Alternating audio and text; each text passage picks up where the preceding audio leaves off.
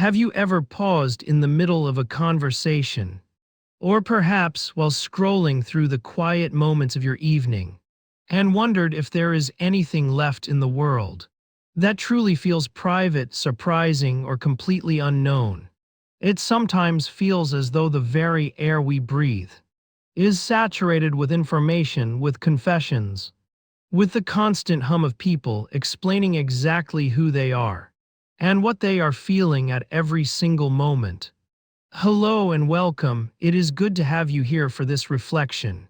And I want to start by reassuring you that if you have felt a strange sense of exhaustion from the sheer amount of personal detail available, you are not alone, and this is not a criticism of how anyone chooses to live.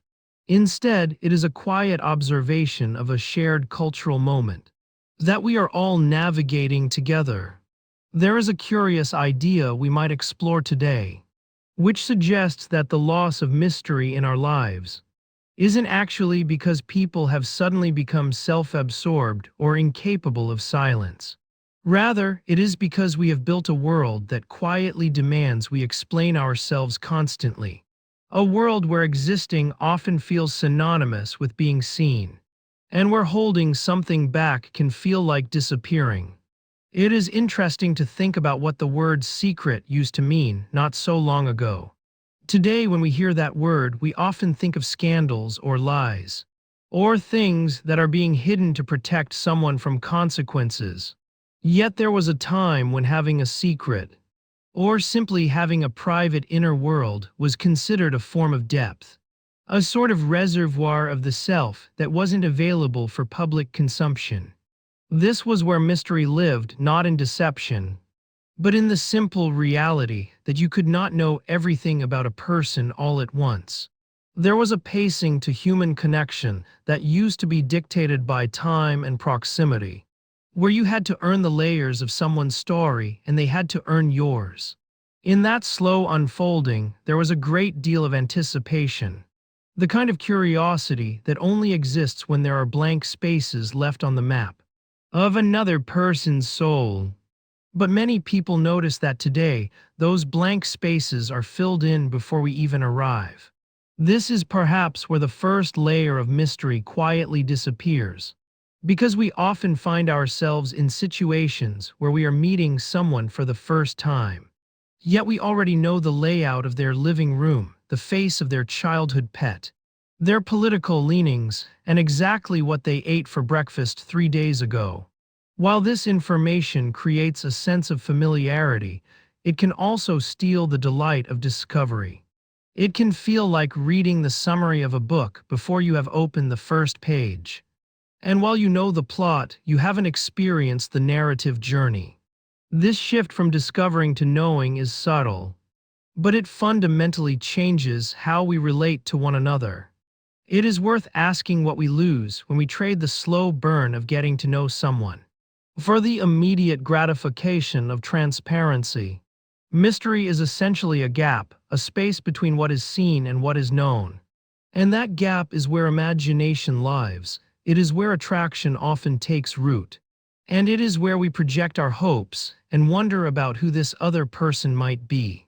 When that gap is closed too quickly by a culture that encourages us to share every thought, every grievance, and every victory as it happens, we leave very little room for the other person to wonder, to guess, or to simply be curious about us.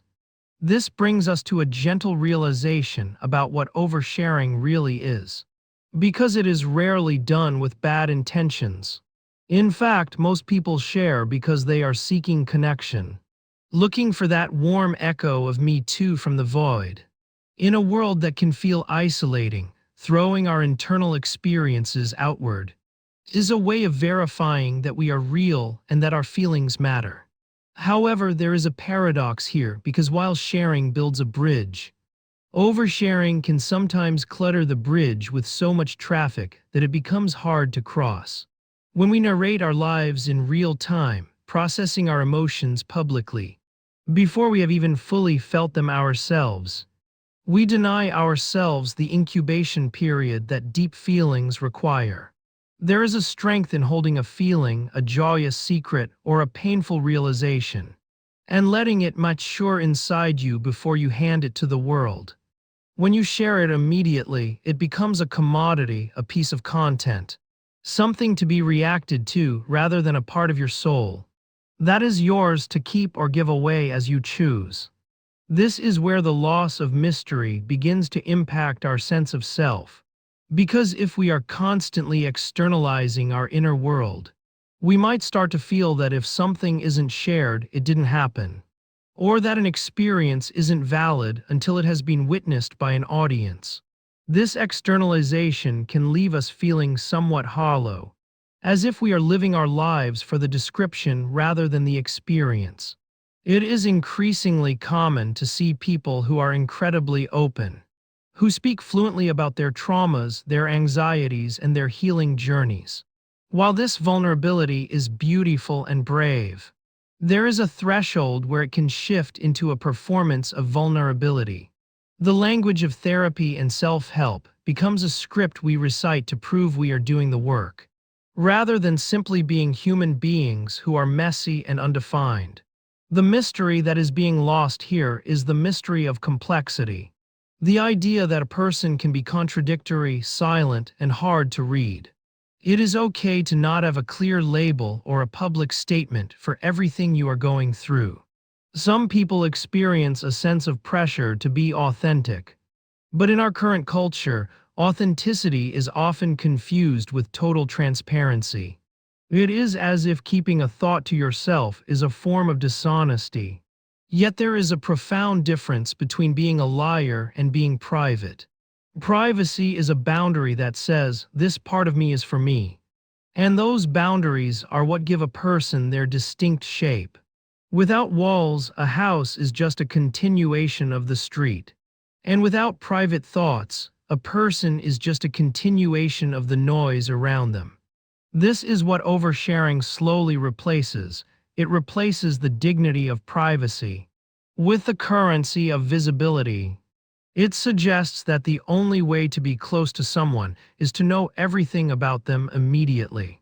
But true intimacy is often found in the quiet moments, in the things that are left unsaid but understood, and in the trust that allows for silence. It is interesting to reflect on how this lack of mystery affects attraction and romance. Not just in a dating sense, but in the romance of friendship and life itself. Attraction thrives on the unknown, on the slight friction of not knowing what someone is thinking, on the waiting and on the anticipation of a message or a gesture. When everything is available on demand, when availability is constant and access is unrestricted, the value of that access can unconsciously diminish. Not because the person is less valuable, but because the scarcity that drives desire has been removed. We see this in how quickly we move on from things, how easily we consume people's stories and then scroll to the next. When there is no mystery, there is no chase, and there is no effort required to uncover the jewel. This doesn't mean we should play games or be emotionally unavailable. Nor does it mean we should return to a time of repression where no one spoke of their feelings. Perhaps there is a middle ground, a place where we can be honest without being exhaustive, where we can be open without being fully exposed.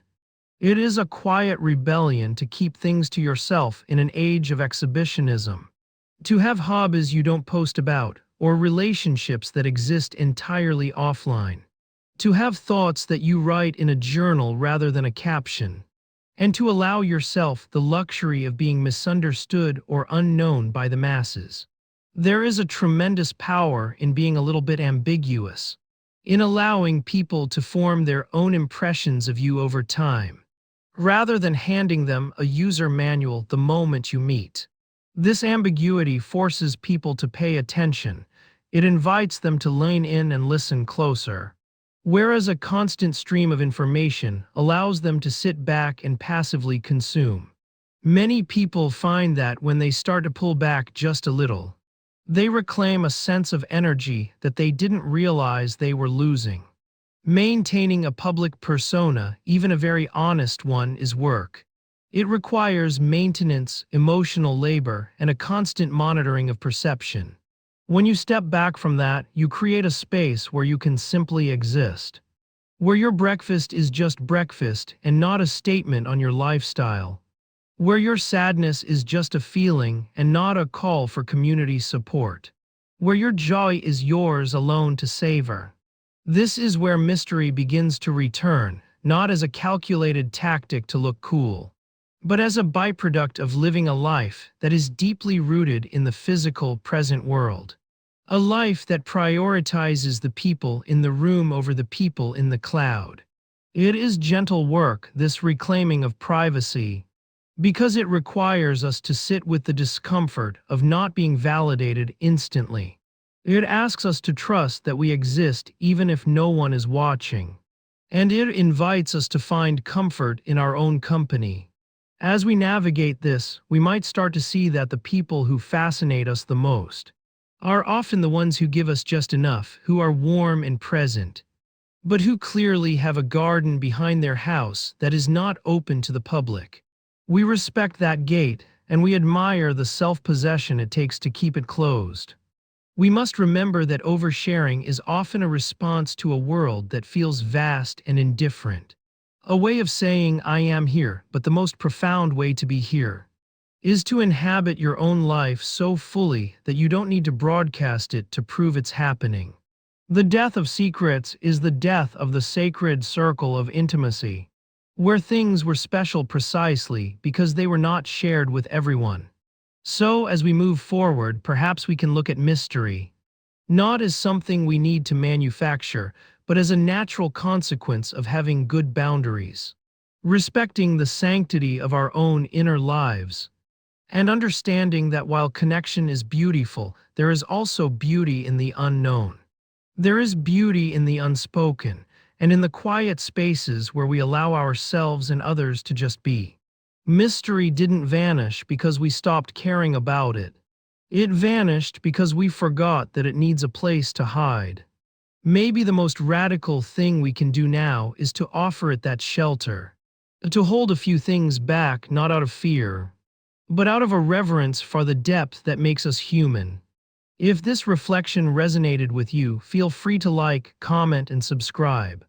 Thanks for being here.